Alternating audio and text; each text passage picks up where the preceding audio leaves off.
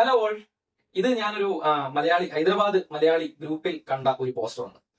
ഇതിൽ പറയുന്നത് മെസ്സിയെ കാണാൻ 10,000 മുടക്കുന്ന ഇന്ത്യക്കാർ, എന്നാൽ ഇന്ത്യൻ ഫുട്ബോളിന് 100 രൂപയുടെ ഒരു ടിക്കറ്റ് സെല് ചെയ്യാൻ കഴിയുന്നില്ല. Hi all football fans, welcome to network. ഞാൻ കുറച്ചു കാലം എന്ന് പറഞ്ഞാൽ ഒരു 5-6 കൊല്ലം ഹൈദരാബാദ് ജീവിച്ച ഒരു വ്യക്തിയാണ്.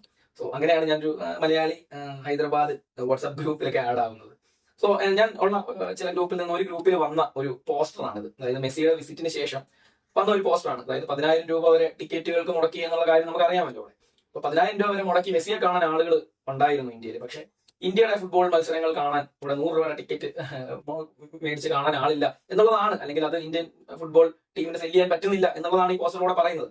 അതിന്റെ കാരണം എന്താണ്? നിങ്ങൾ തന്നെ പറ. അതായത് ഈ പോസ്റ്റർ ഡെവലപ്പ് ചെയ്ത ആരാണെന്ന് വെച്ചാൽ നിങ്ങൾ തന്നെ പറ, അല്ലെങ്കിൽ ഈ പോസ്റ്റർ പോസ്റ്റ് ചെയ്ത ആരാണെന്ന് വെച്ചാൽ നിങ്ങൾ തന്നെ പറ. അതിന്റെ കാരണം എന്താണ്? അതിന്റെ കാരണം നമ്മൾ തന്നെയാണ്. ഫുട്ബോളിനെ പറ്റിയിട്ട് ഒരു ധാരണയും ഇല്ലാത്തത് കൊണ്ടാണ് ഇങ്ങനെ സംഭവിക്കുന്നത്. മെസ്സിയും റൊണാൾഡോയും മാത്രമാണ് ഫുട്ബോൾ എന്ന് വിശ്വസിക്കുന്ന അല്ലെങ്കിൽ അറിയാവുന്ന ചില ആളുകളുണ്ട്. അപ്പോൾ അവർക്കിടയിൽ സംഭവിച്ചുകൊണ്ടിരിക്കുന്ന ഒരു പരിപാടിയാണിത്. ഞാൻ ഹൈദരാബാദ് 5-6 കൊല്ലം ജീവിച്ചിരുന്ന ഒരാളാണ്. അപ്പോൾ ഇവര് നമുക്ക് ഇപ്പൊ ഇന്ത്യൻ ടീമും അല്ലെങ്കിൽ മെസ്സിയൊക്കെയും കൂടെ നമുക്ക് ഹൈദരാബാദ് എഫ് സിയെ പറ്റി ജസ്റ്റ് ഒന്ന് സംസാരിച്ച് നോക്കാം. ഹൈദരാബാദ് എഫ് സി, നിങ്ങൾ ആലോചിക്കണം, ഹൈദരാബാദ് എഫ് സി ഒരു ISL കിരീടമുള്ള ഒരു ടീമാണ്. എന്നിട്ട് പോലും ഈ ഹൈദരാബാദിലുള്ള എത്ര പേർ അവരുടെ മത്സരങ്ങൾ ഹോം സ്റ്റേഡിയത്തിൽ പോയി കാണാറുണ്ടായിരുന്നു? ഞാൻ കോവിഡിന് മുമ്പാണ് ഒരു മത്സരം, ബ്ലാസ്റ്റേഴ്സിന്റെ ഒരു മത്സരം ഹൈദരാബാദിന്റെ സ്റ്റേഡിയത്തിൽ പോയി കണ്ടിരുന്നു. പിന്നെ അതിനുശേഷം ചില മത്സരങ്ങളൊക്കെ ഹൈദരാബാദ് എഫ് സിയുടെ മത്സരങ്ങളൊക്കെ നമ്മൾ പോയി കാണാറുണ്ടായിരുന്നു. അത് കഴിഞ്ഞ് പിന്നീട് ഞാൻ കാണുന്നത് കോവിഡ് ഒക്കെ കഴിഞ്ഞിട്ട് പിന്നെ നമ്മുടെ എല്ലാം കഴിഞ്ഞതിന് ശേഷം എനിക്ക് 2022 2023 തോന്നുന്നു പിന്നീട് ബ്ലാസ്റ്റേഴ്സുമായിട്ടുള്ള ഒരു മത്സരം ഞാൻ കാണാൻ പോയിട്ടുണ്ടായിരുന്നു. അപ്പോൾ ഇതൊക്കെ ഉള്ളപ്പോഴുള്ള അവസ്ഥ എന്ന് പറഞ്ഞാൽ ഹോം സ്റ്റേഡിയം ഈ ഹൈദരാബാദ് സെൻട്രൽ പോയിന്റിലാണ്, ഗച്ചിബോളിയിലാണ് സ്റ്റേഡിയം ഉള്ളത്. എന്നിട്ട് കൂടി ആരും അവിടെ എത്താറില്ല, അവരുടെ ഹോം ടീമിനെ സപ്പോർട്ട് ചെയ്യാൻ ആരും എത്താറില്ല. ഇപ്പോ ഒരു കിരീടമുള്ള ടീമാണ്. ഞാൻ ഒരു തവണ ഹൈദരാബാദ് എഫ് സിയും ബ്ലാസ്റ്റേഴ്സും തമ്മിലുള്ള മത്സരം കാണാനായിട്ട് ഹൈദരാബാദ് സ്റ്റേഡിയത്തിലേക്ക് പോകാൻ ഇങ്ങനെ റൂമിൽ നിന്ന് ഞാൻ താഴേക്ക് ഇറങ്ങുമ്പോൾ താഴെ ഒരു ചെറിയൊരു കടയുണ്ട്, ഒരു വാട്ടർ ക്യാൻ ഷോപ്പാണ്. അവിടെ വരുമ്പോൾ കുറെ ആൾക്കൂട്ടം. അപ്പൊ ഞാൻ നോക്കുമ്പോൾ ഇവർ TV കാണുകയാണ്. TV കണ്ടോണ്ട് നിൽക്കുക. ഞാൻ TV നോക്കുമ്പോൾ ഞാൻ വെച്ചാൽ ഇപ്പൊ ഇന്ത്യയുടെ കളികളിലും ഉണ്ട്, സാധാരണ ക്രിക്കറ്റിലേക്ക് ഉള്ളപ്പോഴാണ് ഇങ്ങനെ വട്ടം കൂടി നിന്ന് കടകളുടെ ഫ്രണ്ടിലൊക്കെ TV കാണാറുള്ളത്. അപ്പോൾ ഞാൻ വെച്ചാൽ ഇന്ത്യയുടെ കളികളിലായിരിക്കും. ഞാൻ നോക്കിയപ്പോൾ ക്രിക്കറ്റുകൾ തന്നെ. പക്ഷെ സിംബാബ്വേയും അതേപോലെ ബംഗ്ലാദേശും തമ്മിൽ നടന്ന ഒരു മത്സരത്തിന്റെ ഹൈലൈറ്റ്സ് ആണ് ഇവർ കണ്ടോണ്ടിരിക്കുന്നത്. അവരുടെ ഹോം ടീമിന്റെ മത്സരം അവിടെ ഗച്ചിബോളി അവരുടെ തൊട്ടപ്പുറത്ത് സ്റ്റേഡിയത്തിൽ കളി നടക്കാൻ പോവുകയാണ്. അവരതിൽ ബോധേഡല്ല, അവർക്കത് ആവശ്യമില്ല, അവർക്ക് അതിൽ താല്പര്യമില്ല. ഓക്കെ, അത് അവരുടെ ഇഷ്ടമാണ്. അപ്പൊ പിന്നെ അവരുടെ ഇഷ്ടമാണെങ്കിൽ നമ്മൾ ഇങ്ങനെ ഒരു പോസ്റ്റർ ഇറക്കിയതുകൊണ്ട് കാര്യമില്ല.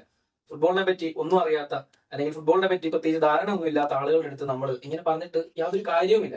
എനിക്ക് ഇപ്പൊ പറയാൻ തോന്നുന്ന മാൻലോ മാർക്കസ് പറഞ്ഞ ഒരു വാചകമുണ്ട്. അതായത് ഇവര് ട്രോഫി അടിച്ചതിന് ശേഷം, ISL അടിച്ചതിന് ശേഷം പറഞ്ഞൊരു സാധനമുണ്ട്. ആ ഒരു സമയത്താണ് കേട്ടോ പറയുന്നത്. ഹൈദരാബാദിൽ എല്ലാവർക്കും എല്ലാ വർഷവും IPL 7ാമതും 8ാമതും ഫിനിഷ് ചെയ്യുന്ന ഹൈദരാബാദ് സൺറൈസേഴ്സ് ഹൈദരാബാദിനെ മതി, ഇവിടെ ആർക്കും ഹൈദരാബാദ് എഫ് സിയെ വേണ്ട എന്ന് പറഞ്ഞത് ഞാൻ ഓർക്കുന്നുണ്ട്. അപ്പം അത് ശരിക്കും സത്യമായിരുന്നു. ആരും അവിടെ ഹൈദരാബാദ് എഫ് സിയെ വകവെക്കാറില്ല. അവരതുകൊണ്ട് നേരെ ഇപ്പോൾ എന്താ ചെയ്തത്, ആ ടീമേ അവിടെ നിന്ന് എടുത്തോണ്ട് പോയി അവർ ഡൽഹിയിൽ കൊണ്ട് അപ്ലൈ ചെയ്യേണ്ട ഒരു അവസ്ഥ വന്നു. ഞാൻ ഹൈദരാബാദ് ഉണ്ടായിരുന്ന ഒരു സമയത്താണ്, നമ്മുടെ എൽക്കോയുടെ ആ ഒരു സമയത്താണ്. അപ്പൊ ആ സമയത്താണ് ഈ ഹൈദരാബാദ് എഫ് സിയുടെ ബസ് അവിടെ ഒരു ട്രാഫിക്കിൽ നിൽക്കുന്ന ഒരു പോലീസുകാരൻ പിടിച്ച റോഡ് സൈഡിൽ ഇട്ടിരുന്നു. പിടിച്ചോണ്ടിട്ടേക്കുക, എന്തോ ഡ്രൈവറോട് ജസ്റ്റ് എന്തോ ഉടക്കുണ്ടായി. ഈ പോലീസുകാരൻ, ട്രാഫിക് പോലീസുകാരൻ ഡ്രൈവറോട്, മാസലിനോ അടക്കമുള്ള പല ലോകോത്തര പ്ലേയേഴ്സ് ആ ബസിന്റെ ഉള്ളിലുണ്ട്. ശരിക്കും പറഞ്ഞാൽ നമുക്കത് ഭയങ്കര നാണക്കേടായില്ലേ. അപ്പോൾ ആദിൽ ഖാൻ അന്ന് ചോദിക്കുന്നുണ്ടായിരുന്നു, ഇതൊരു IPL ടീമിന്റെ ബസ് ആണെങ്കിൽ ഈ ട്രാഫിക് പോലീസുകാരൻ ഇങ്ങനെ പിടിച്ചിടുമോ എന്നുള്ളത്. കാരണം ട്രാഫിക് പോലീസ് തന്നെ അറിയില്ല ഇത് ISL ടീമാണ്, ഹൈദരാബാദിന്റെ ടീമാണ്, അതിൽ ഇന്റർനാഷണൽ പ്ലേയേഴ്സ് ഉണ്ട്, ഫോറിൻ പ്ലേയേഴ്സ് ഉണ്ട് എന്നൊന്നും, അല്ലെങ്കിൽ ഇന്ത്യയുടെ നാഷണൽ പ്ലേയേഴ്സ് ഉണ്ട്, ഇതൊന്നും പുള്ളി അതിലൊന്നും ബോധേടല്ല. ഫുട്ബോൾ ടീം, ഏത് ഫുട്ബോൾ ടീം, എന്ത് ഫുട്ബോൾ ടീം, അതെന്തോ കളിയാ എന്നുള്ള മട്ടിലാണ് ആ ട്രാഫിക് പോലീസുകാരൻ അവിടെ ഉണ്ടായിരുന്നത്. ഏകദേശം 1 മണിക്കൂറോളം ആ ബസ് അവിടെ പിടിച്ചിട്ടിരുന്നു. അപ്പം ഇങ്ങനെയുള്ള സ്ഥലത്ത് നിന്നിട്ട് ഹൈദരാബാദിൽ നിന്നുകൊണ്ട് നമ്മൾ ഇങ്ങനത്തെ പോസ്റ്റർ ഒന്നും ഇറക്കുകയോ പറയുകയോ ഇങ്ങനെയുള്ള ചർച്ചകളുടെ ഒരു ആവശ്യമില്ല. കാരണം ഫുട്ബോൾ എന്താണെന്ന് നിങ്ങൾക്ക് അറിയില്ല. അതറിയാത്ത പക്ഷം നിങ്ങൾ 10,000 കൊടുത്ത് നിങ്ങൾ മെസ്സിയെ കാണാൻ പോകായിരിക്കും. കാരണം നിങ്ങൾക്ക് ഫുട്ബോളിൽ കുറച്ച് ആളുകളുടെ പേര് പറയാൻ പറഞ്ഞാൽ നിങ്ങൾ ചിലപ്പോൾ ഒരു 10 പേരുടെ പേര് പറയായിരിക്കും. അതിനകത്ത് മെസ്സി ഉണ്ടാവും, റൊണാൾഡോ ഉണ്ടാവും, നെയ്മർ ഉണ്ടാവും, ഇങ്ങനെയുള്ള ആളുകളെ ഉണ്ടാവും. അല്ലാതെ മറ്റാരുടെ പേരുകൾ പോലും നിങ്ങൾ പറയാൻ ഇടയില്ല. അപ്പോ അത് ഹൈദരാബാദ് എന്ന് മാത്രമല്ല, ഇന്ത്യയിലെ പല സ്ഥലങ്ങളിലെ അവസ്ഥ ഇത് തന്നെയാണ്. വളരെ കുറച്ച് സ്ഥലങ്ങളിൽ മാത്രമാണ് ഇന്നും ഫുട്ബോൾ കാണുന്നതും അല്ലെങ്കിൽ ഫുട്ബോളിനെ ആരാധിക്കുന്നതും ഫുട്ബോൾ ഒരു വേൾഡ് ഗെയിം ആണെന്ന് അംഗീകരിക്കുന്നത് പോലും വളരെ കുറച്ച് സ്ഥലങ്ങളിൽ മാത്രമാണ് ഇന്ത്യയിൽ.